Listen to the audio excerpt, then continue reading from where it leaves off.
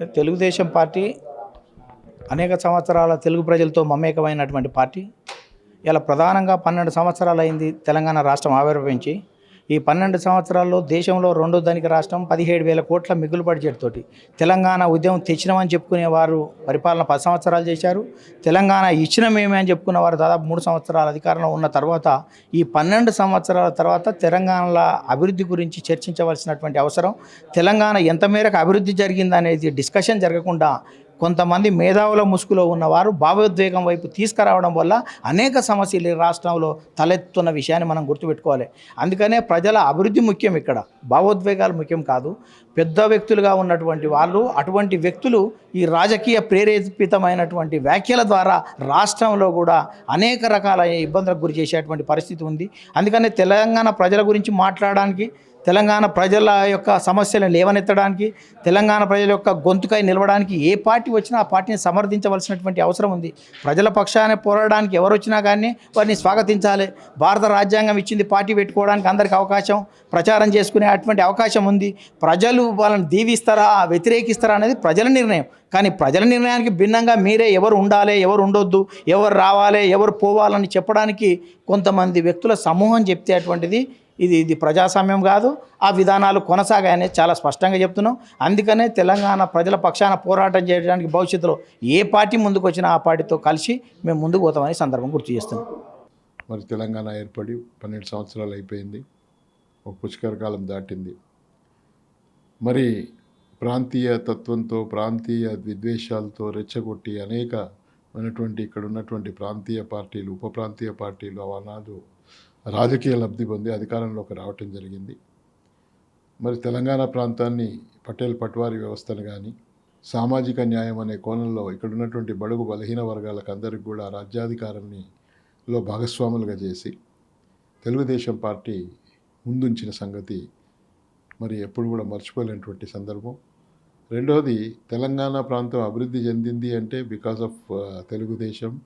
తర్వాత చంద్రబాబు నాయుడు గారు అనేక సంస్కరణలు తీసుకురావటం, మరి బాబు గారు కంటే ముందు ఎన్టీ రామారావు గారు ఆనాటి తెలంగాణలో ఆ ఉన్నటువంటి బీద పరిస్థితులను చూసి 2 రూపాయల కిలో బియ్యం కానీ, జనతా వస్త్రాలు కానీ, పక్కా ఇళ్ళు కానీ అనేకమైనటువంటి సంస్కరణలు, సంక్షేమం తీసుకొచ్చి సంక్షేమానికి మారుపేరుగా నిలిచినటువంటి పార్టీ తెలుగుదేశం పార్టీ. ఆనాడు పెన్షన్ల విషయానికి వచ్చిన అదే విధానంలో మా చంద్రబాబు నాయుడు గారు వచ్చిన తర్వాత ఆయన అధికారంలో మొట్టమొదటిసారి ముఖ్యమంత్రి అయినప్పుడు కనీసం ఈ రాష్ట్రంలో ఉన్నటువంటి ఉద్యోగస్తులకి జీతాలు కూడా ఇచ్చే పరిస్థితుల్లో లేనటువంటి రాష్ట్రంలో ముఖ్యమంత్రి అయినటువంటి చంద్రబాబు నాయుడు అనేక సంస్కరణలు తీసుకొచ్చి ఆర్థిక వనరులు ఒకవైపు సమకూరుస్తూ విద్యా విధానాన్ని, అంటే మండలానికి మా గ్రామం నుంచి మండలం వరకు, మండలం నుంచి జిల్లా వరకు, రాష్ట్రం వరకు కూడా అనేక విద్యా సంస్థలను, మరి విద్యకు నోచుకోనటువంటి తెలంగాణ ప్రాంతంలో ఉన్నటువంటి అనేక మంది బడుగు బలహీన వర్గాలకు విద్య ఏర్పరచడం, ఆ విద్యా అభ్యాసం తర్వాత వాళ్ళకి ఏ విధంగా జీవితంలో స్థిరపడడానికి ఉద్యోగాలకు అనేక అవకాశాలు కల్పించి ఐటీ కంపెనీలు కానివ్వండి అనేక సంస్కరణలు తెచ్చి హైదరాబాదు, సికింద్రాబాద్గా ఉన్నటువంటి ప్రాంతాన్ని 3 నగరాలుగా, సైబరాబాద్ అనే ఒక నగరాన్ని కూడా క్రియేట్ చేసి అక్కడ ఈరోజు విదేశాల్లో ఉన్నటువంటి ఏ విధంగా విదేశాలకు వెళ్తూ ఉంటుందో ఆ ప్రాంతం అంతా కూడా ఐటీ కంపెనీలతోని నిండిపోయినటువంటి పరిస్థితి. దానికి దూరాలోచనతో మన నాయకుడు చంద్రబాబు నాయుడు గారు తీసుకున్నటువంటి సంస్కరణలే దానికి మూలమని చెప్తూ, రెండోది ఏంటంటే ఈరోజు ప్రాంతీయతత్వాన్ని మళ్ళొకసారి రెచ్చగొట్టడం, తర్వాత ఎన్టీ రామారావు గారి విగ్రహాలను తీసేస్తాము అని చెప్పటం, అదంతా కూడా మరి కొన్ని సంస్థలు, కొందరు వ్యక్తులు ఒక టార్గెటెడ్గా ఎవరు ఉచ్చులో పడి మాట్లాడుతున్నారో తెలియదు అని టార్గెటెడ్గా మాట్లాడుతున్నారు. ఎన్టీ రామారావు గారు పార్టీ పెట్టిన తర్వాతనే ఇక్కడ ఉన్నటువంటి సామాజిక న్యాయం జరిగింది, పటేల్ పట్వారీ వ్యవస్థ పోయింది, పెత్తందారుల వ్యవస్థ పోయింది, దేశ్ముఖుల అరాచకాలు పోయినాయి. కాబట్టి ఎన్టీ రామారావు గారు తెలంగాణను ఒక రాజకీయ స్వాంగిక మార్పులను తీసుకొచ్చినటువంటి వ్యక్తి. రాజకీయంగా తర్వాత సమాజంలో అందరము సమానమనే ఒక నినాదం తీసుకొచ్చి అక్కడ ఉన్నటువంటి బడుగు బలహీన వర్గాల బిడ్డలను, చదువుకున్న వాళ్ళందరినీ కూడా రాజకీయాలలో ఎమ్మెల్యేలుగా టికెట్ ఇచ్చి మంత్రులుగా తయారు చేసి అనేక రాజకీయ పదవులు ఇచ్చి గౌరవించినటువంటి విధానంతోనే ఈరోజు సమాజం మొత్తం, తెలంగాణ సమాజంలో మార్పు జరిగింది.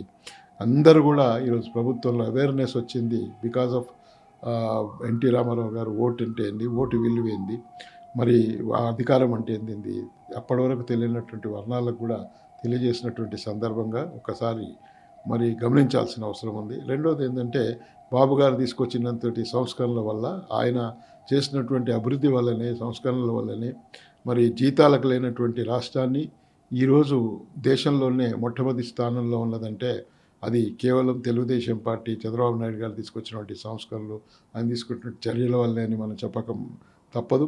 12 సంవత్సరాల్లో మరి వీళ్ళు మనం మిగులు బడ్జెట్తో రాష్ట్రాన్ని ప్రాంతీయ పార్టీ అయినటువంటి ఉద్యమ పార్టీ అయినటువంటి టీఆర్ఎస్కి అప్పచెప్తే వాళ్ళు ఈ రాష్ట్రంలో అప్పుల పాలు చేసి ప్రతి మానవుని కూడా జుట్టు మీద అప్పు పడేటట్టు, అంటే తలకు ఇంత అని అప్పు పడేటట్టు విధానం ఈరోజు మనం చూస్తూ ఉన్నాం. కాబట్టి వాళ్ళు చేసినటువంటి అవినీతి పుష్కర కాలంలో ఇప్పుడున్నటువంటి కాంగ్రెస్ ప్రభుత్వం కానీ అంతకుముందు ఉన్నటువంటి 10 సంవత్సరాలు చేసినటువంటి ఈ అరాచకం వల్ల, వారి యొక్క అవినీతి వల్ల ఈ రాష్ట్రం అప్పుల పాలైందని చెప్పడంలో ఎటువంటి సందేహం లేదు.